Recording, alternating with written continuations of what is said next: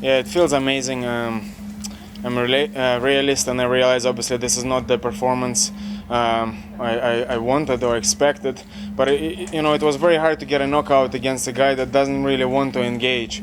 There was a lot of talk about 209 and being all this gangster and coming here to kill us and this and that. And yes, when there was 15 of them, they were throwing bottles and they were going at it. But when it was face to face, man to man, all I heard was silence.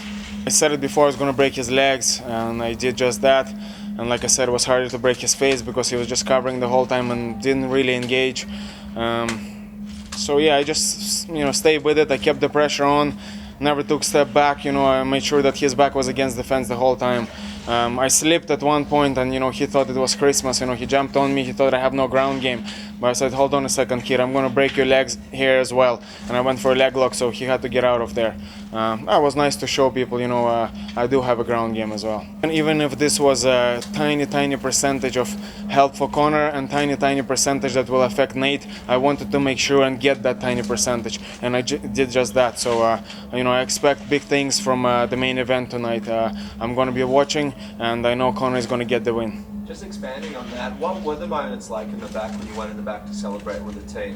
Did you say anything to Conor about it? Did he say anything to you about how your win has sort of pumped him up for the main event? I haven't been backstage yet, guys. I'm trying to get through all of you, and I had to see the doctor as well. So yeah, thanks for keeping me away from congratulating my teammate. Yeah, there were certain things I was kind of worked on, and I was hoping that this would work in this fight, but like I said, he didn't really commit too much. I had some nice counters set up from kind of blocking his punches, certain punches that he throws, and then coming back with my own, but he never really let go too much. Unleash a couple of Stockton slaps in the... Absolutely, but we call them the Shamrock. They're Dublin slaps. I mean, he's a very young kid, so I don't want to put sticks in his wheels, as we say. He's only 20 years old. I don't think he's maybe caliber yet, and also he wants to watch his behavior, leading up to the thing, throwing bottles and all this. I mean, this is something that's going to get you kicked out of the UFC before your career starts. So he should think for himself, because guess what? Nate and Nick, they're well paid already.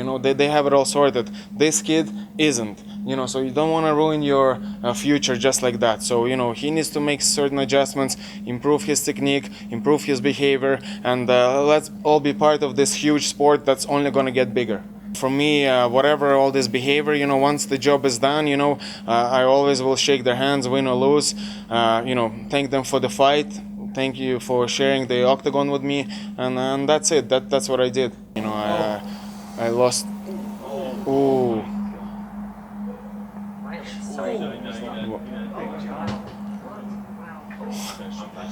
Holy.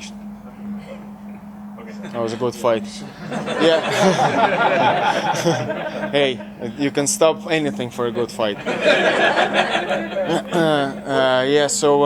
The weight has certainly been lifted off my shoulders. I'm delighted to get this win, and now the next step is to get that knockout.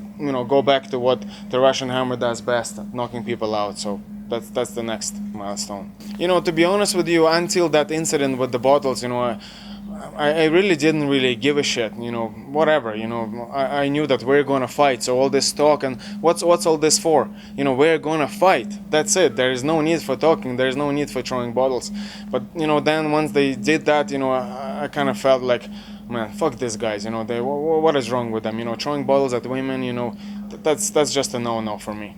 It's just, I find it hard to respect them outside of the octagon, you know what I mean? It's, this kind of people. Imagine somebody threw a bottle at your daughter, at your mom, at your girlfriend. How would you feel towards someone like that?